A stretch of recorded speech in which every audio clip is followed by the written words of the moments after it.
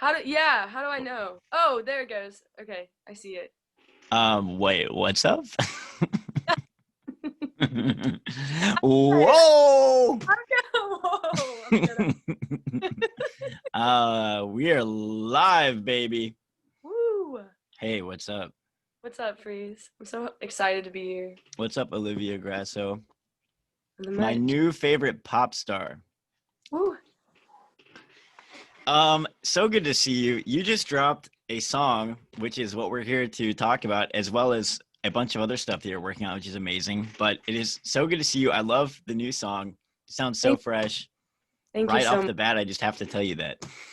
Thank you so much. It's such a relief to finally have it out for like people to hear because when you're working on something for so long, you hear it nonstop, and then finally for it to, like, reach fresh ears is exciting, and to see people's response has been so exciting too. So it's so good.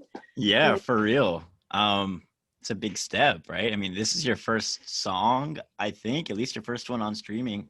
It is. I've taken the past like really 2 years. And because 2 years ago is really when I decided like this is what I'm gonna do. I'm gonna be a pop artist, I'm gonna release pop music, I'm gonna do the whole 9 yards and really like committing to it. So finally having a song out and thinking back over the past 2 years of writing and trying to find a sound and people to work with, and it's Yeah, like it feels like I'm finally just like I've stepped in to the commitment, which is actually really feels good to just, go for it all the way. So, totally. yeah. Yeah, right. That is awesome. Wait, so you say 2 years ago, you just said, I'm going to be a pop artist? Yeah. So it's growing up, like I've done music and I always wanted to do music. I never really had a moment of like, I want to go to school for music and I want to pursue music. There was just like another option. I always kind of decided that's what I wanted to do and it always felt right, but I wanted to do worship music for like the first most of my life because that's where I learned how to play and how to sing and how to write was in church and growing up doing worship music. And before college, I wanted to go to like Australia and go to like a worship school. And then right before I decided where to go, I just super had a heart switch. And I honestly, if I'm being completely transparent, just felt like more of a responsibility of mine to like just be a light and be somebody in the secular music, and just show people that you can be cool and like a Christian and love Jesus, but also have like some dope pop music and Yeah. have to. So that's kind of like 2 years ago was when I was like, okay, I think this is my heart. It's also just like my personality, I feel like is pop music. I don't know, just fun and vibrant and bright. The writing is honestly easier for me and it just feels more me. So yeah, that's what I mean by that. Yeah. Really. What are you still in school? I dropped out of college. This semester's my first semester not in school. Yo, what? Yeah. What would you be if you were, would this be your third or fourth year? So technically this would be my fourth year, but Be senior year, baby. it would be senior year, which most people would say, like, oh my God, you had one Oh, year. you're so close. Oh, I know, but it's funny because I would meet with my advisor in school and literally not do what they told me to do. I would only take electives. Like, I took all my music classes the first 2 years of college. I threw in some fashion classes, and I only took like the stuff that you had to take the first couple of years. But I think I would have actually had to add another semester to graduate like with my degree. And at this point I would have been taking like biology and trig this semester. And I wasn't, yeah, I was just like, Olivia, that we are on the exact same wavelength. You know, that is literally why I dropped out. really? I didn't Yeah, know that was why. I was, it was for me, it was February of junior year. So, you know, you made it a couple months more than I did. But I just started like really thinking about it and I was like, okay, I, I'm starting to feel like I don't know if I should be here. Like I enjoyed my time, but I was like, I don't really know if what my Yeah. purpose is going forward. And then like I looked at all the classes I had left and it was literally like biology or it was science with a lab, math, PE. And I was just like, I don't want to go to high school. Like, I don't even want to go to college next year. And I'm literally going to go to high school. Like, this is going to be terrible. And you're here's the thing too, is especially with what we're doing, and you hear it all the time, is that like you don't need a degree. But if I ever need a degree, like school is always going to be there. And if I need to take trig and biology, like I can do that in a million different ways down the road if I really Yeah. need to. So I felt so much peace about it. It felt like the right thing. Even now, like all my friends going back, it's weird not seeing people, but I don't regret it at all. I'm so happy that it Yeah. worked out. It's awesome. That was the hardest part for me, was when I never really thought about like, oh, this campus is no longer my space, and like all my friends were like going back, and I was like, dang, they're like in class right now. It just felt weirder than I expected. Yeah, it is strange. I like drove by campus to pick up somebody the other day, and all my friends out of class, and I was like, wow, like I'm not skipping right now. Like I'm not supposed to be here. It was a good feeling, but it was interesting for sure. I've definitely had to be more intentional about relationships, but it's also been good because I just think friends are for such a season. I really believe that, and I think it's kind of good to have some separation, and you can be really intentional about who you let in, and who you hang Yeah. out with, who influences you. I think that's such a life lesson that I think we need to learn sooner than we do oftentimes. Yeah, that's really good. That's true. I guess I wish that there had been more of a transition out of it. Like I just wasn't quite ready to give up a lot of the social aspects, Totally. even though I thought I was. But at the end of the day, yeah, I was just like, I felt the same way as you. I guess the only caveat to that idea on school is that I had scholarships, and I will never have scholarships again. So it's like, if I ever did want to go back and go to school, it would either be really expensive, or I guess I'd go to like community college or something, you know?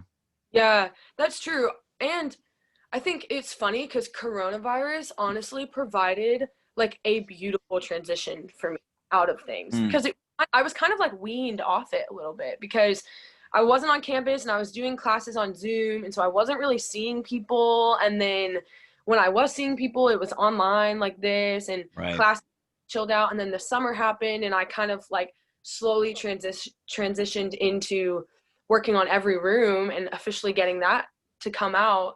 And so now everyone is going back. I feel really blessed, honestly, to have had this timing. I think it was perfect timing also. It was a blessing in disguise, for real. Mm, Hmm. yeah, right. That's cool. Well, it's interesting to talk to you about that, because we both, if someone listening to this didn't know, we went to the same school. That's where we met. Yeah. Um, at Lipscomb University in Nashville. And I met your brother first. He and I both were freshmen at the same time. He dropped out before I did, but also is in my band for a long time and has now gone on to do a lot of really cool like country and pop music, and it's just killing it. And then I met you, I guess you were 2 years Behind. Yeah. behind us. Mm-hmm. Yeah, right. And Met today, and it's cool because my brother Andrew has really introduced me to so many like amazing people at school. And I remember meeting all of you guys. I remember meeting the whole group and thinking like I was blown away by how nice like people could be, which is funny because in high school, like I was doing music a little bit, but I never found like a really solid community. And so meeting people at Lipscomb like you, and I was like beside myself with how kind people were. And that's kind of motivated me to, when I meet, people who are doing music or just people in general, I'm like, I could like open a new door for somebody to realize like how kind and nice people can truly be. It was like, I always remember, that's something I really took away from meeting people at school at Lipscomb doing music, and how supportive the Nashville community is. It's so special. It really is. yeah, it really is so special. It was a really cool time being there. I did feel like it was a community that supported each other, and Yeah. it was a cool way to like kind of, like you said, like we both did music before that, but kind of like a catalyst into like a scene, as opposed to like maybe being in a scene in high school, but like really entering like, I guess, the Mhm. professional Nashville music scene with a little bit of like a support bubble where it's like, oh, I can throw a show on campus and like my friends will come, or even if I play off campus, like there's like 20 people who are going to show up just because like they're like at Lipscomb and like, hey, what should we do tonight? Oh, let's go to the Freeze show. You know what I mean? Yeah. It's so, and community is born out of that too. It's just a cool thing to realize that you make such good friends, and from that, like, cultivates a really special community of support that you carry with you as you grow and as you change, and you all get to like rise up together. And I'm so thankful for Totally. that. Everyone I've met at school, for the most part, is who helped me launch this single and who's really like taken ownership of it and had ownership mentality, which is so like humbling to realize and to see the support. It's been really beautiful. I've loved it a lot. I'm really Yeah. thankful for people, even though, we didn't finish. I wish the mindset would change a little bit of like, school can be a really, really amazing stepping stone into like fully committing to your destiny, honestly. I think it's really cool. And even though it costs so much money, that's really the like biggest Yeah. argument. I'm really thankful for what it was. It was perfect. It really was. Yeah, I wish. I mean, it seems like it's, and I could be wrong, but it seems like it's built on some kind of ideas that just kind of they want to trap you there for like 4 years, and it's just not how long I feel like I needed to be there. And I feel like a lot of my friends did have. By the time you're at senior year, you're like, well, I have one more year, so I'll do it. But you're not like, oh, I'm stoked to be like returning to my 4th year of like academics here, you know? Yeah.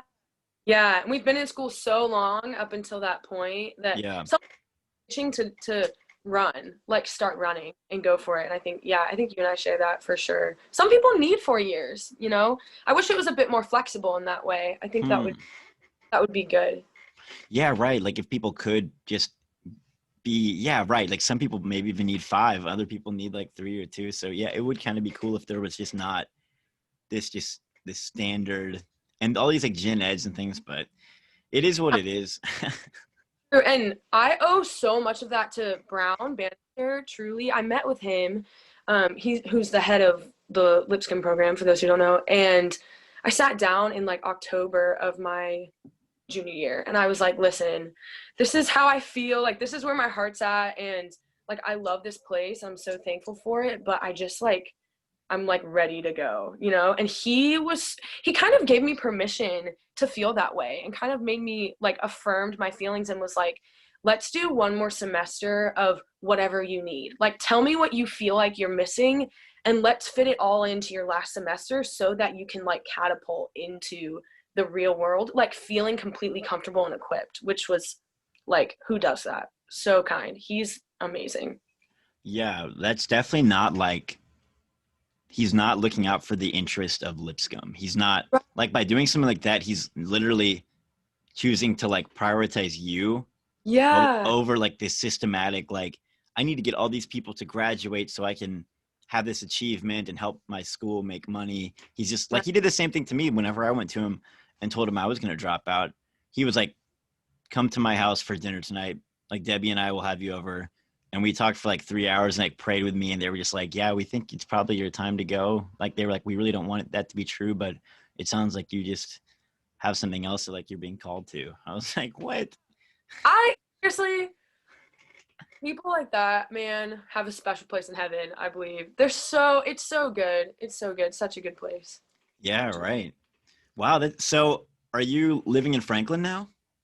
I am. I'm living in Franklin still. I'm still like with my family, just because I feel so blessed to have like been born here and have my Yeah, family, and Andrew's still here too. My brother's still here. And so it's kind of like our house has become like a really safe place for us to create and have people over. We have an amazing rehearsal space in our basement, and some writing space. So yeah, I'm still here. It's that's awesome. cool. Yeah, Grass has always said you'll have a really special setup there. And I'm the same way. I live kind of almost in Nolensville with my Yeah. family. And I think if you can do that, you should, because it's just Nashville's such a crazy place to be right now. It's so expensive, and especially when you're doing music, there's just not a lot of income, if any. I mean, I don't make hardly anything ever, you know. Yeah, I'm still like, I work almost full time still. I nanny 3 kids, and so that's like really like funded everything that I'm doing. I'm really thankful for that. But with music, like, I'm really hoping to, in the next year, be able to make a good amount of income. Hopefully, shows will come back, and that was at the beginning of the year. I started playing shows finally. I was so excited, and that was bringing in a good amount of income. But if I didn't live with my family, I really don't. I don't know what I would do. I have so much respect for people who just go for it and manage the finances. It blows my mind, truly. Yeah, same. It is mind blowing. So one interesting thing about your brother and yourself that I've noticed is that y'all both like work really hard, and it's interesting because in terms of your career coming into college, neither one of you. Well, I don't know. I don't really know how to phrase it. It's just like I feel like you felt like you were going into like ministry, Mm-hmm. and you had a sharp transition. And I feel like Grasso, he hadn't really drummed like Yeah. in a live context, in a live like band context, almost at all until right before. I think his first show ever was that summer before freshman year, and he Mm. just like took off. And I'm seeing the same thing now with you, where you're just taking off and like go at a rapid rate with your new song coming out that is awesome. Yeah. The video you said that I haven't Yeah. seen of a video that just came out or is coming out. So since we can't have a show, I really wanted to have a release show for this song, but we can't, that's not possible right now. So there's going to be a live show that's streamed on Saturday night. That's going to be Saturday This night, coming Saturday? September 12th, Saturday night. Yep. And it's going to kind of be like a release show. And my dad had like a really cool warehouse space in his office. And so we brought some cameras and lights, and we live recorded a 15-minute set that we're going to stream for kind of like a release show. Yeah. Oh, cool. Yeah. That's awesome. Maybe we can get this episode up before then to help promote that too. Yeah. Thanks. Let's see. And then also with OG, your new Apparel. apparel Yeah. that you're doing, which is like people can find on, I guess, Instagram, and also there's a website. Mm-hmm. Yeah.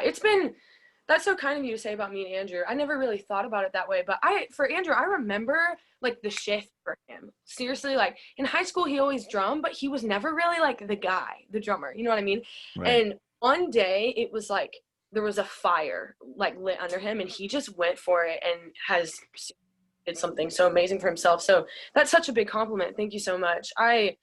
It's funny being patient and just trusting, timing and trusting when things come out. And I wanted this to come out in like February and March, but with kind of how this year has turned out, I had some extra time, which ended up being, but I don't know. I think thankfully I love this. I love the logistics behind it. I love like figuring out marketing. I love figuring out, the visuals. I'm a super visual person, and that's kind of how I I see music and how I learn. So I don't know. I think it's just fun. And, when it's something you really want to do, you make it, you work hard, you make it happen. And OG Apparel was kind of a dream of mine that I've had for a while, but almost didn't feel like it would ever be possible to pursue both music and fashion at the same time. I love streetwear. I love design, and I took a couple fashion classes at school, but that was just more for fun. And honestly, during quarantine,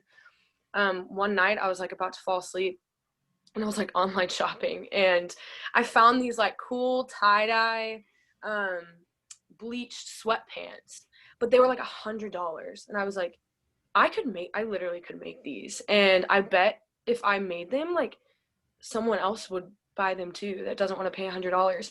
And I kind of felt like, honestly, God was like, you can pursue more than one dream, like, and be successful at more than one thing. Like, you don't have to stay in a box of what people think you're capable of. And the worst that's going to happen is you do it for a couple months and it was a really fun thing, and like you move on and pursue something else, and I get to say I did it, but literally the next day I ordered some sweatpants off Amazon and got some bleach and like messed around with a couple different fabrics, and then just created an Instagram page and started posting it, and so many people took to it and loved it. And so from there, I thought about kind of making it another avenue for like merch eventually, and which there's going to be some merch for the new single coming out in the next like month or two that I'm working on right now. So that way OG Apparel can be like a streetwear brand that people can buy and wear and not even necessarily listen to my music, and people can listen to my music and not necessarily love the streetwear, but also they can kind of draw attention to each other and kind of support each other. And so, yeah, that's kind of where that was born out of. And I'm so excited about it. I'm just taking it one step at a time, and I'm just doing it because I like it, you know, and Yeah. if it's off, then I'll be so thankful, and hopefully it will. So, yeah. Yeah. I mean, I think I mean, as a music artist, you're already like really an artist in multiple ways. You know, Thanks. as a music artist, you're basically signing up to be, you know, I guess you don't have to do all of these parts, but like songwriting, and Right. you're really helping with production, at Yeah. least to some extent. And then you're also like a performer, you know, Yeah. it's already a lot of stuff. So like to add on fashion, I think is totally makes sense. And I mean, there's a lot of examples in pop culture. I think of like Odd Future and like Tyler the Creator, all those cats specifically, you know. Yeah, even Tyler the Creator, I kind of dove into golf, his brand, and kind of looked at what he was doing. And it's just a cool another way to be creative. It inspires me to make music, and, making music inspires me to, design some sweatshirts and stuff. And it's been cool, and learning about even like production you mentioned. I never ever thought of myself as ever being a producer. And I produce everything with Caleb Kuhlman, who I met at Lipscomb. I know you know him too. Mhm. And he's been so kind to let me just sit with him. And whenever we produce anything, I sit with him, and he teaches me things, and, I get to learn from him. And now I'm to the point where I can make some demos on Logic and Ableton myself and send them to him, especially with being remote. And, he can work on it on his end. And it's cool just when you take a chance. That's really what I've learned. Like, give yourself credit and just take a chance and like step out. And because the worst that's going to happen is that it doesn't work out and you move on to something else, or you say you give it a shot, or you learn and you become better, or it helps you in this area, or you meet this person and it helps you in this area. And I really feel like people just need to stop being afraid. Just stop being afraid and like go, just move, just like take a step, and it can be small, and you don't have to tell everyone about it. But once you figure it out, just do it. And what's the worst that can happen? I feel really passionate about that right now. Yeah, I think that we all are afraid that the people around us are harsher critics than they are, especially when it comes to music. Like I've never put out a song and people just be like, "Yo, this song sucks." Like people are like, no matter what, are going to like want to like it. And like even if I put out really boring music or it just was totally just derivative, people would Yeah. still like give it an honest listen and be like, "Hey, like it's cool that you created that." They're not even gonna think that. They'll just be like, "That was cool. I didn't really get into it, but I'm glad Freeze is making art and that he's happy," you know? Yeah. Most people are so, yeah, feel that way. I think, yeah, you're exactly right. We think people are thinking more about us than they are, or they're thinking harsher about us than they are, because no one at the end of the day cares as much as we do, like about the nitpicky, like small things. And even I was talking to Brown about this, and I was like, producing every room, there's so many versions of it. And at some point, I really don't think you're ever done with a song. You just kind of decide when to stop, because I could spend years producing every room and fixing each little tiny thing that no one is probably going to notice. And maybe things are born out of that. But I think at some point, me and Caleb sat back and we were like, this is good. It is good, and being proud of it. And no matter what people say, having the security to say, I'm proud of this, and I made this, and I did everything I could to make this great, regardless of streams, regardless of feedback, regardless of, how people respond or likes or follows on any, platform. Just standing back and saying, I'm proud of this, I think should carry us through. I think that's why we should do, what we do. There are exceptions, of course, but yeah, that's what I've kind of learned through all of this. Yeah, right. I think that's really cool. So talk to me about this new single specifically about Every Room. What like how Yeah. could you talk me through like the process of that song being created and now Mhm. being put out? Yeah, I really, before I wrote this song, I wanted like an anthem. I wanted something really anthemic and like freeing and liberating and magnetic. Like those were kind of the goals for just a song. I really just wanted that feel. And I love Lord. Lord and Jack Antonoff are two of my biggest influences, and I feel like they capture that so well. And that's kind of what Totally. I. So I write all of my songs pretty much in my basement on my keyboard, just like starting on piano. And I was messing around with this. And at the time, I was really interested in somebody, and I was trying to get over him, but I couldn't stop. Like every time I would walk into a room or join an event or go somewhere, I would like be looking for him, or I would wonder if he was going to be there, and it was like so distracting. And that's kind of where the song was, like the meaning of the song was born out of. And I just the chorus started with what the BGVs are now in the song. In the chorus it goes, you in every room, and it happens a couple times, and it was just that. I had the whole song and that was the chorus, just the BGVs.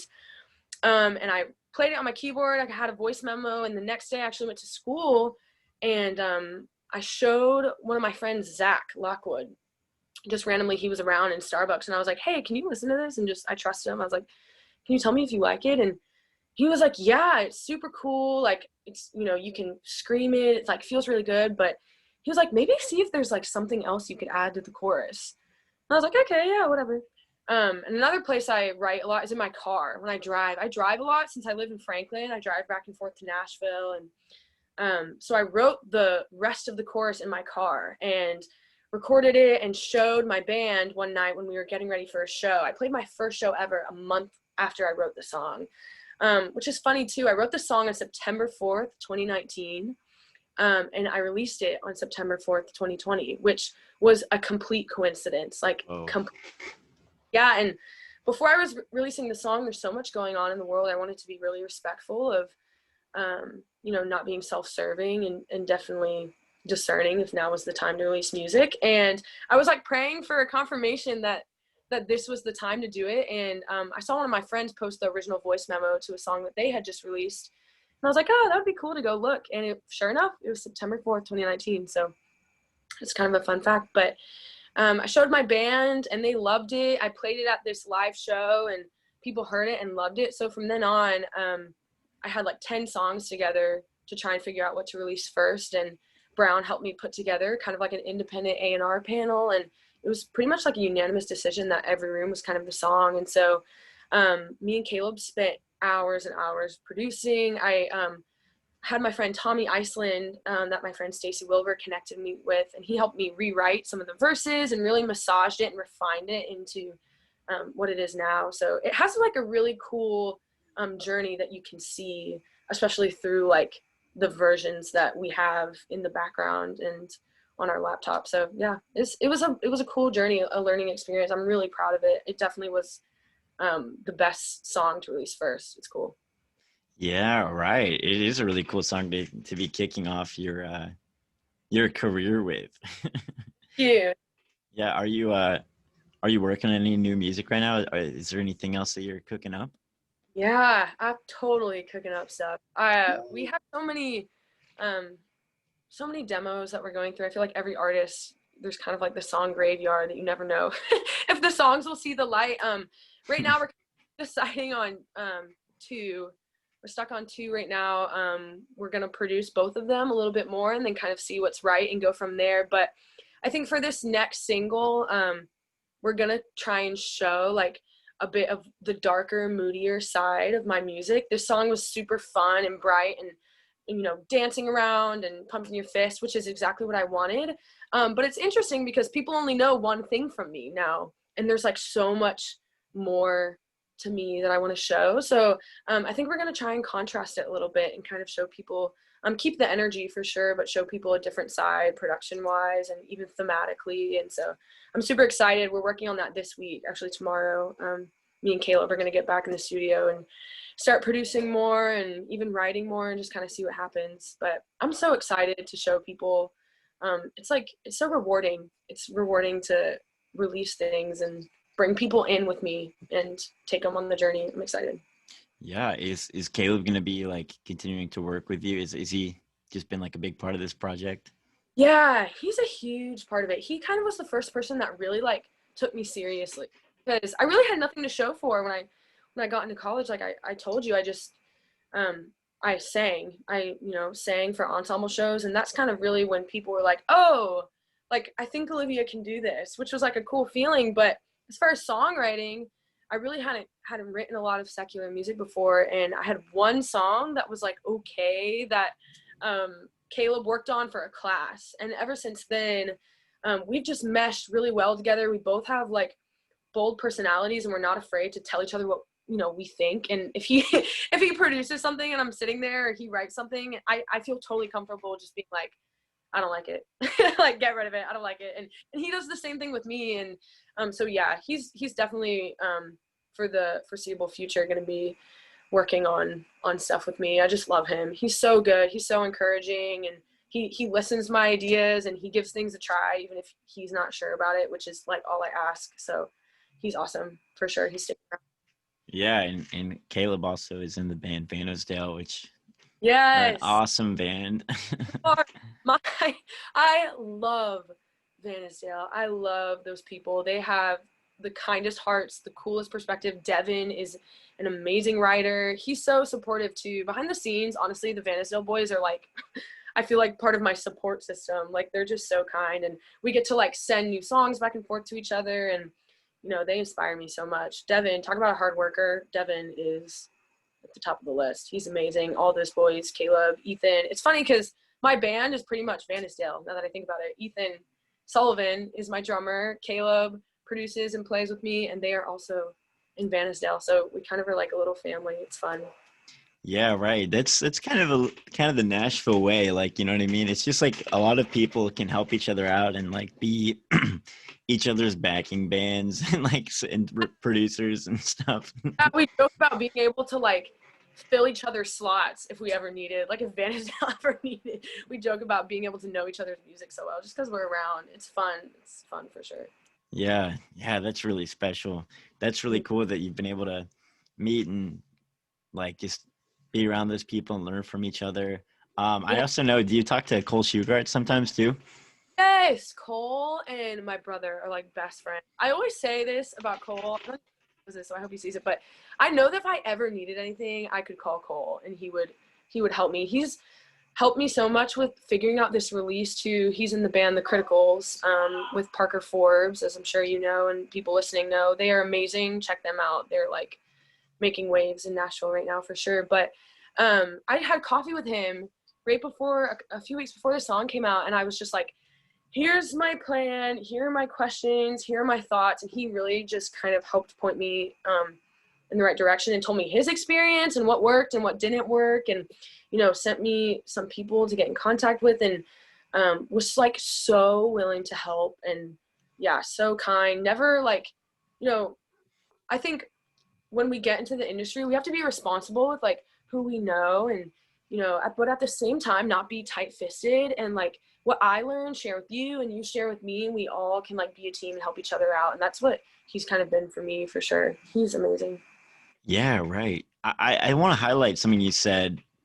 You said like you hadn't written a lot of secular music coming into Lipscomb. And I hope that people who are listening to this, who are like inspired by what you do or what I do, or for whatever reason that brings them here, that they can know that there's not a standard that you have to reach before you can start being an artist. There's no barrier. I think a lot of times when I talk to people who are trying to become an artist, they say, oh, well, I just, I can't quite do it. Like, I haven't written very much, or I don't know if I can do this or that. And it's like, that is just, you can let go of a lot of that, It's such a lie. That's so true. And there's so much pressure that culture will try and put on you and on us as artists to be a certain thing, or to have a certain number of years under a belt, or like you need to suffer, you need to starve for like X amount of years, and then it's okay to make it. And then it's okay to like, your work to start paying off. But you're right. That's such a lie. And I think, kind of to what I was saying earlier, like you just need to do it. Just go for it. And like, don't stop worrying about what the standard is, or what's normal, or what's supposed to happen, because if you want to do this and you're supposed to do this, then it's gonna work out no matter what. Everyone's story is so different, so beautiful, and so paved out for you, that you just kind of got to live it. You just got to do it and trust. And for me, like, I just trust God. It's all gonna work out. And at the end of the day, like, if you're putting in the work, you don't need to worry about it. It's gonna come, it's gonna happen. And not worry about what someone else's story looks like. Comparison steals your joy, as they say. So totally. And we're not, I think a lot of people look to someone like, let's say an iconic example right now would be like Kevin Parker, from Tame Impala, who literally So amazing. he puts out an album, and like I have one sitting over here, and it's just like written, recorded, mixed, mastered by Kevin Parker, and people are like, "Oh snap! Like that's so cool. I want to be like that," which is an awesome, like an admirable goal, but it's in a lot of ways unattainable. Just like, Yeah. or you know, maybe just you don't.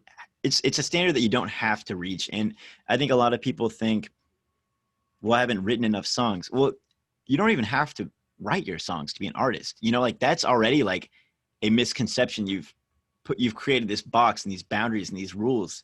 And it's like, or for maybe someone like you and I, maybe we have more skills in a certain thing, like maybe it's performing, or you like we both knew from an early age that we like to sing, but I don't know as much about production. But then also it's like you've been learning these things. But if you just like music, if you're just a person who's listened to music their whole life, you already know a ton about production. And if you're somebody who uses like Pinterest or Instagram, you already know a lot more about fashion and a lot more about visual aesthetic than you even think you do, you know?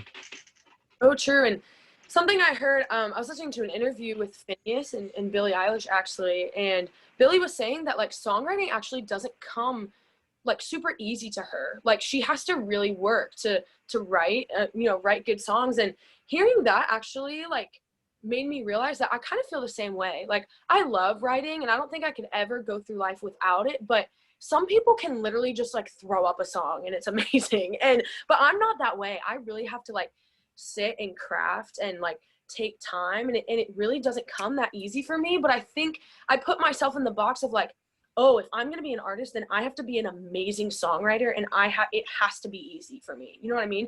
And that's so not true. And I've learned that like people are such good tools, and like you cannot do by yourself, unless you're crazy like Kevin, but like, and some people that's amazing and that's such a gift. But I've learned about like the art of letting go a little bit, and being okay with who you are. I think we are made exactly like with the tools and equipped for exactly what we need to do in life. If I needed to be an amazing songwriter, then I would have been born an amazing songwriter. You know what I mean? And not to say I'm not a good songwriter, and you can work and get better, and you're supposed to like work on your craft. Don't forget that, of course. But we don't need to, yeah, you're right. It's such a, we put ourselves in boxes and think that it has to be done a certain way, which is, it's funny because some people pride themselves in, or, art isn't supposed to be a certain way. It's supposed to be like personal and individual, and yeah. Yeah, exactly. Your relationship with what it means to be an artist is going to look different. I mean, you even Right. see that just in our small circle that we had when we all came to Lipscomb, and all of a sudden there's a band like Dave's Highway, and there's and then there's someone like your brother who he's doing, your brother's a great example because he has already like evolved so much within the like 4 or 5 years he's been doing it. Like he started by being an indie drummer. He was drumming for like indie bands and like DIY bands and a part of a DIY scene. And he realized that wasn't really where he wanted to be anymore. He was excited to like, he found joy in working with artists maybe on a bigger scale and going on bigger tours with like country and pop artists. And that's where he landed, and it's like every single person, the older we all get, now that we are 5 years away from our freshman year, you can see someone like Riley too, like our friend Riley, who's now doing worship ministry at a church in St. Louis. I would have never thought that was where he was going to arrive, Yeah, pay my way through college. That's so funny and true. It's so cool that we can change our mind. You don't have to stick with one thing, And it's funny, like on a really smaller scale, it's like when you go into college and you think that like the first major you choose is like the end all be all, and like if you don't die doing that, then you failed. And it's like there is such beauty in changing your mind, and I think that needs to be normalized, like in our culture. You're allowed to change your mind. You're allowed to realize like, oh, I don't like doing this. Like I want to do something else, or I really find joy in this little area. And although it's not like maybe the coolest thing to your like community that you're around, like you should do it because it's what you want to do, and a way is going to be made. But yeah, even Andrew, like we grow and we change as people, and our interests change and our skill set changes. And I mean, I know for you too, like we all kind of find different interests that we start pursuing, and things are born out of that. We get to move and change and evolve. We're like human beings are so complex, you know? We're so cool. Humans are so cool, and I think we should like take pride in that a little bit more. Be proud of that. You know? Yeah, I think so too. And also just like it's human and it's also just literally from a marketing perspective. Like when you think about what it means to be an artist, it's like when I think about the most successful artists, like literally like let's say like Kanye and Taylor Swift, Totally. they both evolve with every single album is a new statement. Like they're making, or like Tyler the Creator who we were talking about, like he has changed so much. His sound and his style has changed so much, you know? Yeah, that's so, so, so true. And all of those people, think about it, like Taylor Swift and Kanye West and Tyler, they've all like shattered records, been so innovative, done new things, like recreated themselves so many times, and they're the ones who are at the top. You know what I mean? They're the ones who people are like on the edge of their seat to see what they're gonna do. And even Kanye, like shifting into being a Christian and making like worship music and choirs and living in Wyoming, and you know, Yeezy, and then Taylor, who just released this folklore, and you know, all of her songs still have the story aspect to it, but the production is so different from like, you know, 1989 or even Lover. It's cool, and it should be encouraging, and it should take pressure off, you know, not put pressure on to just like be who you are, because that's what they do at the end of the day. I think the people that make it to that level, they just don't care. You just have to stop caring at some point. And it's like, it's an art. I think you have to practice, but it's so important. Yeah, right. You think they don't care? I feel like they care. I feel like they know. They're just like, well, I don't, it's like we think that we're rebranding every time we put out all artists. I think when we put out a new song, and then other people see it and they're just like, "Oh, new song, it's kind of the same style." And I'm like, "Are you like my new song just came out, and it's like first song that I didn't use a drummer. Like there's like since like Cosmic House and all these singles were all recorded live with a band, like literally your brother for the Yeah, Cosmic House sessions and a full band. This song was a our friend who is a drummer was just playing a pad and yeah, recorded all of it in just this tiny like bedroom space and like on like one mic. It's just like it was a completely different process, and people aren't like, whoa, Freeze has changed it up. Like Freeze, I guess he isn't a rock musician anymore. People are just like, hey, I love the new song. And it's just like, oh, this song was a huge statement to me, but people don't see it that way, you know? that's yeah. I think in a way it's like you have to be like, there's wisdom and there's thought, and like you have to think through things, but there has to be a level of like not being so concerned with how people receive it. You know what I mean? Like Kanye Mhm. West Twitter account, like I wish I only followed him sometimes. You know what I mean? It's so, he just doesn't care. You get to a point where you just don't care, but you have to like in it for a business mindset, like take everything into consideration. But that also speaks to like, you just never know how people are going to receive something, like, and kind of have to be okay with just like releasing that into the, you know, releasing the expectation of how people are going to respond into the world, which is something that like I'm, you know, even thinking about this next song, like I just said, you know, I want to kind of switch it up a little bit. And part of me is like, what if people are like, oh, we liked the Every Room vibe more, or like, oh, you know, like this is cool, or, but I don't know. I guess it expands it more for like people to take interest, and that's a weird, like, kind of complex thought, business wise and creatively too. Yeah. Well, and to that point, like, I think that when I go back to thinking about it from a fan perspective, from an audience perspective, when a band or an artist puts out a song that you don't vibe with as much, you don't like stop listening to the song you did like, and you're not like this artist is over. You're just like, okay, interesting. Like this one didn't Yeah, resonate as well with me, but I still love that old one. And then bands literally have careers like Weezer, who put out their first album and are literally still playing those songs on tour, and then they just keep doing stuff. And people, every time people listen to it, and they're like, okay, yeah, like I like that song, or I didn't like this at all. Actually, I think this is. I know people who were like, this album is terrible. If a Weezer came to town, they would still go see them again. You know? yeah, that's so true. You build a relationship, and you build like history with your fans for them to realize like and have the respect for you as an artist to be like objectively like, oh, I see what she was doing, and I really, she or he, like, see what they were doing. I think it's cool. Like, yeah, not my vibe. Like, it's kind of like for fashion, there's so many things where you're like, whoa, that's super cool. Like I wouldn't wear it, but like I support the idea, you know? Like that.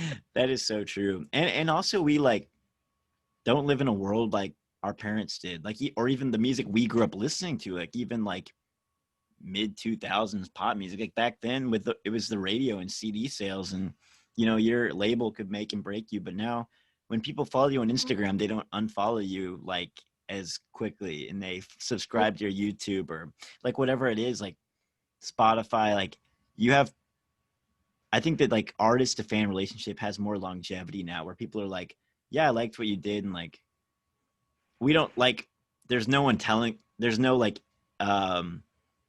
industry saying like, oh, we're, you know, that song didn't do very well on the radio or those sales, so we're going to start taking your music off the radio.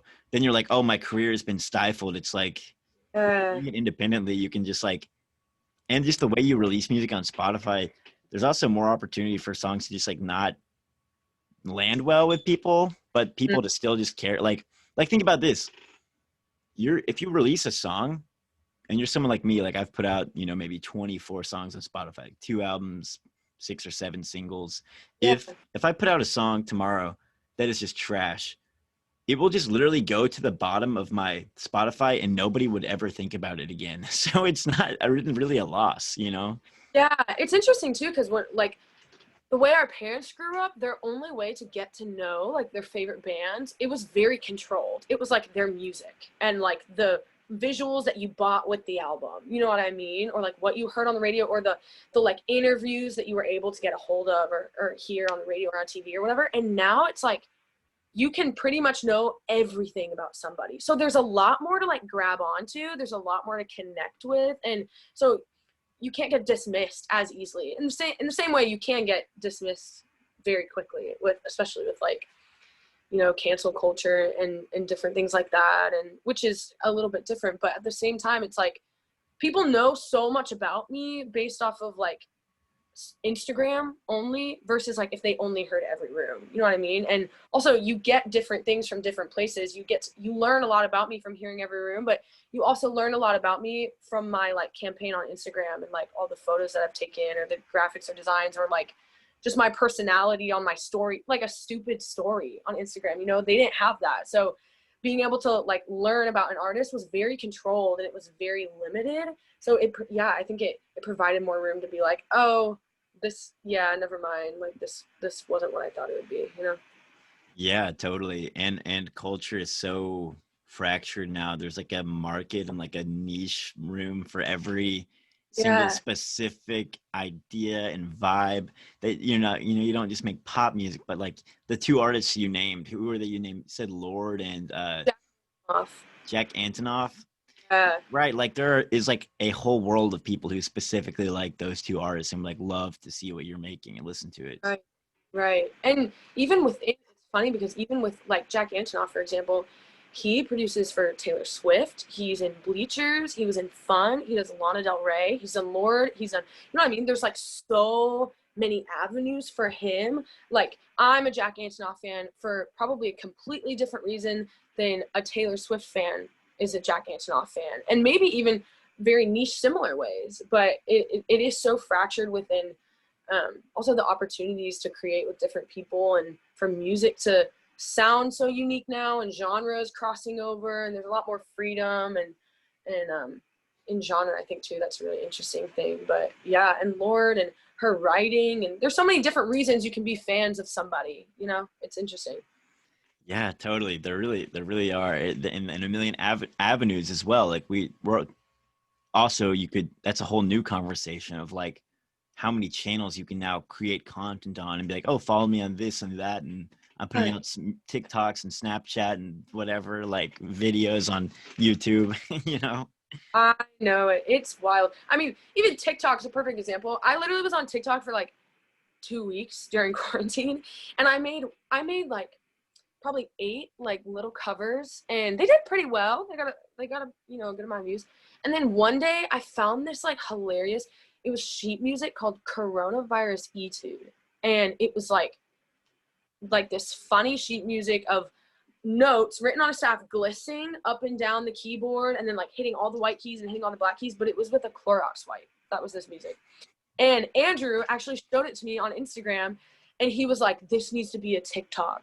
And I was like, oh, let's go make this TikTok. And literally it has like 200,000 views on TikTok. Like, hilarious. And the rest of my like covers have like 1,000. It's so funny. And so TikTok's just like so weird. I kind of gave it a rest. It's a lot of work to like commit to TikTok or even YouTube. Like, I'm about to venture into the YouTube world, especially with the videos that I have coming out in a little bit, and they're so different. Some of them are similar, but navigating those, that's something I'm really like figuring out right now, especially by myself, and making everything like even across the board and branding. Yeah. Wild. It's a wild thing. Right. So moving past the single and like with the video coming out, what are the, since what we're talking about, like all these different ways you can grow your audience and connect with people, what are the ways in the next, you know, rest of 2020, maybe the next year or two, what are the ways that you want to try to grow your music? What are the avenues you want to like reach people? And do you have any like specific goals when it comes to like putting out some new particular amount of new songs or album or any other projects? Yeah, for sure. This single, since it's the first one and I love it so much, I have a lot of things lined up. I mentioned like the merch is going to be something cool. I'm really going to focus. I really was trying to get to this point, and I'm like here now, and I feel like I can like celebrate and like I made it kind of thing. And so now like focusing on OG Apparel, I really kind of want to see who I can reach with that and kind of what the crossover is going to look like, because right now I'm really still figuring out like what that's even going to look like and who's going to take to it, and if the audiences are going to be similar, which I think they will, but and just kind of seeing like what hits home with people, kind of like a learning process right now. My goal is to release definitely a couple singles, one or two by the end of the year, definitely one, possibly two, a music video. I'm so visual. That's just something about me. I love colors. I love like, you know, graphics and clothing, obviously. And when I hear music, actually, I have synesthesia, which I don't know if you've heard of that, but it's when two of your senses cross over. And so when I hear music, it looks like colors and patterns in my head, which I literally thought everyone had this thing. And me and my brother would sit in the car on the way to high school and be like, what color is this song? And we would like talk about it like nerds and think it was like cool. But so that influences a lot of things that I do. But anyways, a couple singles, a video or two, and then hopefully by the spring, I'm actually thinking about doing like a body of work, either an EP or an album. Kind of gonna see how many songs I feel really confident in, and kind of like the how they all connect, kind of the storyline between everything. So yeah, I've definitely learned, like I have a plan, I have goals especially, but I need to be flexible. If there's anything I've learned, this song was supposed to come out in March, and like obviously the world is so unpredictable right now. I'm kind of just going with the flow and trying to be flexible, and like as long as I'm doing my part, just trusting that like the timing is going to work out exactly how it needs to be. So definitely releasing more music, hopefully maybe an EP in the spring and a couple more videos, you know, OG Apparel releasing some lines, at least two probably in the next 6 months. And yeah, just going to see what the response is like and what really connects with people, and then maybe put more emphasis on those things. Yeah, right. I think that sentence is like a lot of what it means to be an artist. We think about it as being this like thing where I'm just like, oh, here's what I made for everybody. You can have it if you'd like. Like I created this, I went away and created this. But I feel like most people, especially if you're making pop music, in the sense that almost everyone that we know is, whether it's called folk or rock or whatever, it's accessible art being created to be presented and performed and released and promoted.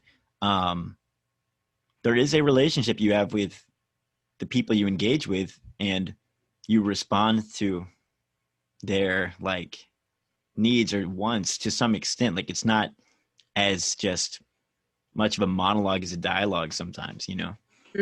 Totally. The way I like to put it actually is I view my music and kind of my career like I'm sitting at a table and I'm like inviting people to come sit with me, but at the same time, like I'm hosting them. So it's like maybe I make something different for a certain night to like provide something that they want, or maybe I open up a conversation for us to all have together. If we're at a show, like I want people to feel like they're really a part of something, and that I'm providing, like I've set the table, I've created the room, I've created a meal or whatever, but people are welcome to come sit and like add something to it and maybe even change the direction if needed, because it is like, it's from the inside of me and it's something that I really feel called to do and that I want to do, but I feel called to do it and I want to do it to bring other people with me and to really cater to what they want to see, because at the end of the day, like I'm going to learn from that too. And we're all in this together. And I just love that idea. That's kind of how I explain it to myself and how I explain it to other people now, and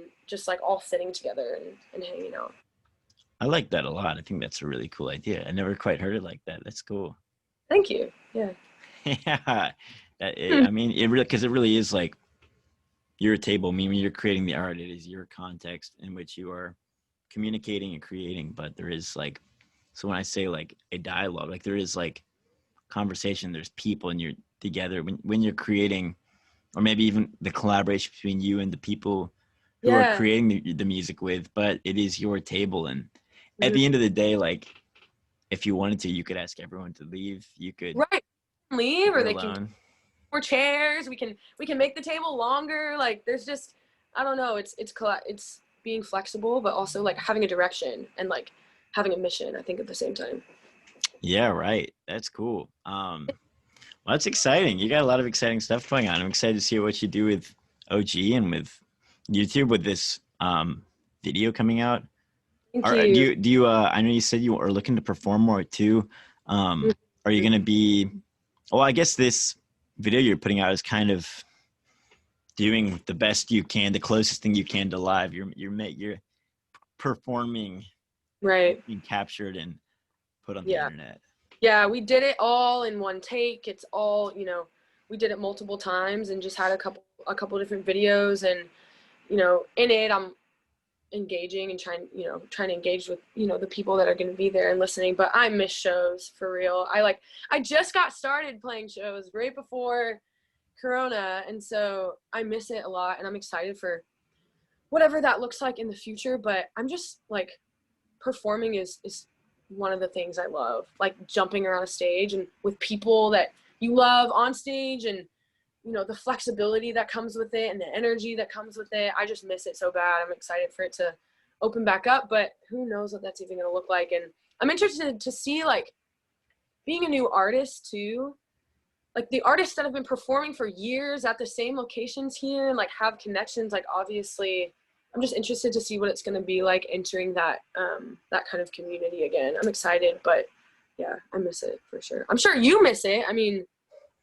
like your life half the time. Yeah, I miss it really, really bad. To me, I've like had to start, I feel like, do a total blank canvas refresh when it came to quarantine, because the only way I've known how to grow music is through really it's touring with like releasing music and other things, like posting on Instagram stuff, like dabbled in like the bread and butter to me is touring. I think it's the fastest, most reliable way, fastest in a steady way. I mean, obviously virality can get you more exposure, but when it comes to like creating a sustainable fan base of people, like you're converting friends and fans that are like potentially every night you have people who are going to now follow you for the rest of their life. Like people really can choose to, like, when they see a show, it can really create a long lasting relationship that I try to foster through social media and stuff. But I feel like a lot of the times it starts with the show. So yeah, like it's been a new journey for me figuring out how do you grow a fan base if not playing shows. And I think like even for you specifically, like it's interesting that you like live shows so much and that you're so interested in that, because the interesting thing about pop music is that there are a lot of pop artists in Nashville, like our age, who don't perform at all. Like I've gone to those, like, I think it's called Housequake, right? Yeah, You go to those Housequake shows and a lot of those people will be like, hey, it's my first show. and you're like, yo, but you're like signed and like, or like you're like blowing up, and it's like, oh, but you don't play ever. Like, that's interesting. They don't even like consider it as being something they should do until they've like got an opening slot for a big artist. It's so before I released music, like kind of through the past 2 years of like figuring out what I wanted to do, I for like a couple weeks I literally was like, in Nashville specifically with pop, I found two types of people. There's the people that only perform live and don't have any music out. So then when they released a song, they had the fan base already to like support that release, right? Then there are the people who never perform and release a song and then get the fan base from that, and then they play a show and they have the fan base at the show. You know what I mean? So there's like two really interesting kind of approaches I've noticed, and I've kind of tried to like melt the two together.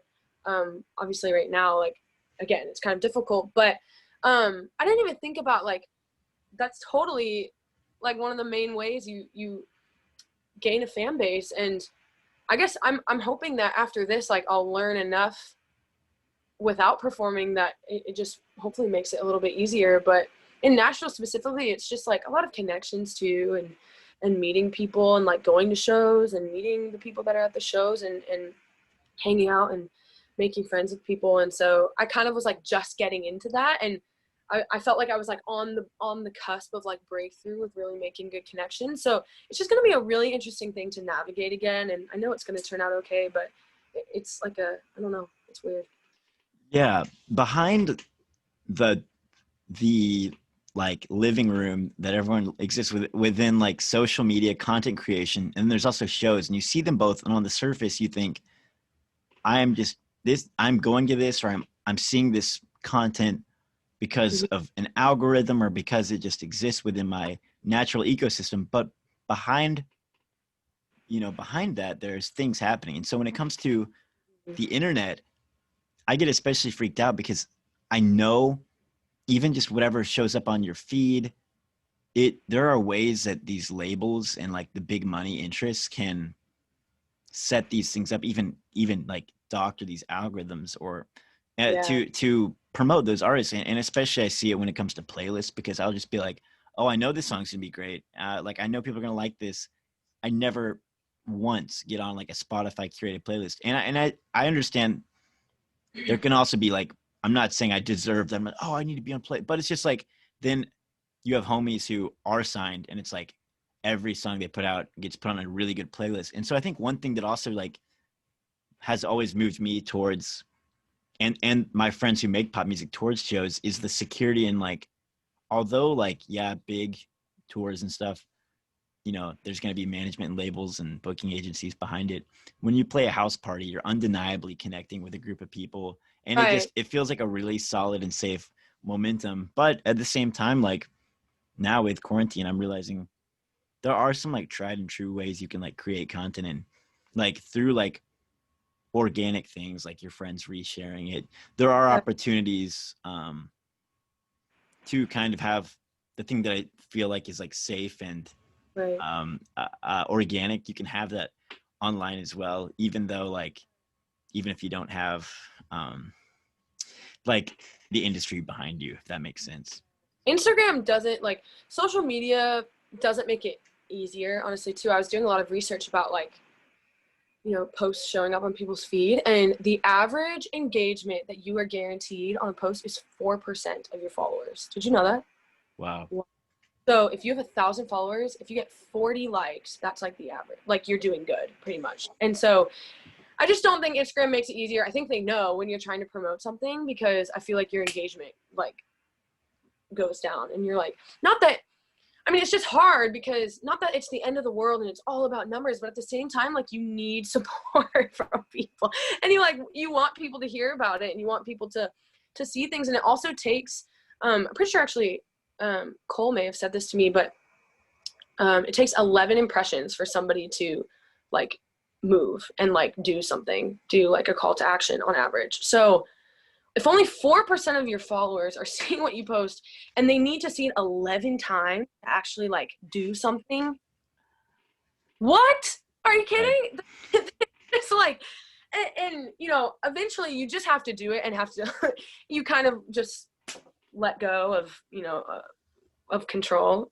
But it's just like an interesting thing to realize. And that's why you need shows. You're right. You're guaranteed like their attention. You have the whole room's attention, you get to take them on a date for a night.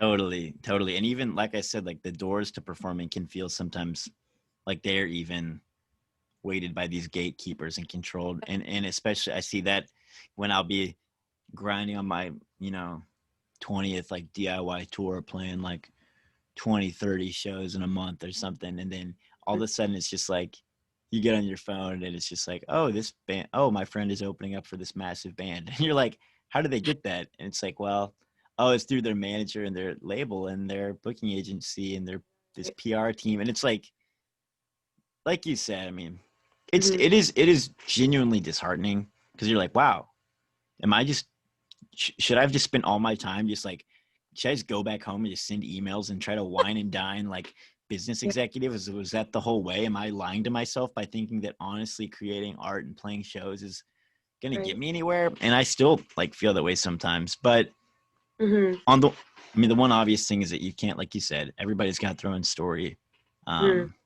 Everybody's got their own path, and you can't just like, you don't know what yours is. But at the same time, I have to remember that no matter what, like I'm making moments and I'm making art that I cherish with my whole heart, and they can't be taken away from me. Like the art I make and the shows and whatever you do, like the apparel, the videos, like it's like sacred in a sense, it's eternal. And that's just so special. But it is like, I don't know, it is a confusing like industry and trying to figure out your relationship. I think especially as a pop artist, like what the best thing to do is, especially because more and more like we're just both going to keep seeing that, like, who is this person who just like went to Belmont for one semester and now is opening up for like Imagine Dragons? Like, how did they do that? It's so funny. And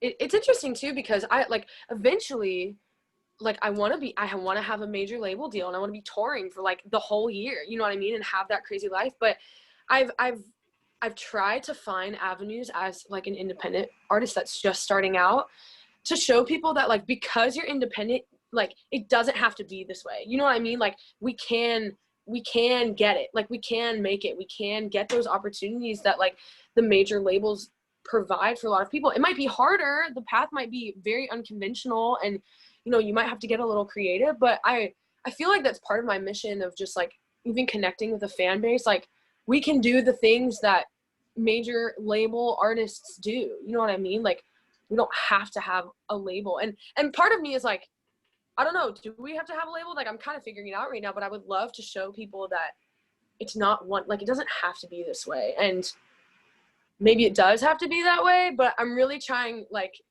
to figure out a way for it to not be that way, and really just encourage other people to like just get creative. And I know like you are one of the top people who do that. You get so creative with connecting with people and building a fan base and making it happen. And I'm kind of trying to figure that out right now too, of I don't have a label, and someday like I'm going to, and it's going to be amazing. But for now, like what can I do, and how can I show people that we can do it? It's going to happen. And the more time you spend doing that, the more likely a label is going to be attracted to you, because they're seeing that you have that drive and that ability and that sustainability to do it. You know what I mean? So that is going to be a plus no matter what. And in the meantime, you're just like creating the narrative.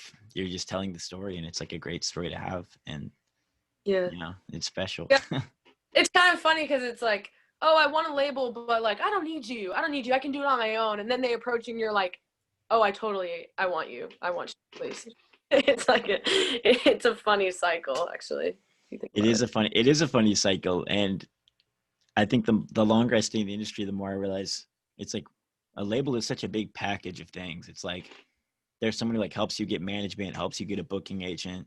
They give you a ton of money, but then they expect it back, and in turn they own your music. And it's like, I kind of realize, like, I'm like, okay, I do really want help. Like a booking agent would really help me, like opening up for a big artist. That would be sick. And having help with like PR, like, yeah, because I don't know how to run the best Facebook ads. And Yeah. but other things like the money thing, I'm like, I don't know, maybe I need that. But in other ways, I don't know if I do. Like, I don't want someone else to own my music. So I definitely feel like it's going to be like just a lot of meetings and conversations and just understanding what that even really means when the opportunities do come. But for now, just like Yeah. figuring out myself more so that when I do have those conversations, I can be more confident and be like, I don't need that, or Yeah. I feel Right. like I'm being pressured into this and it's just not what I want or need. You know, like you can only get stronger and more ready to sit down at that table and have that conversation by like Yeah. pursuing everything you can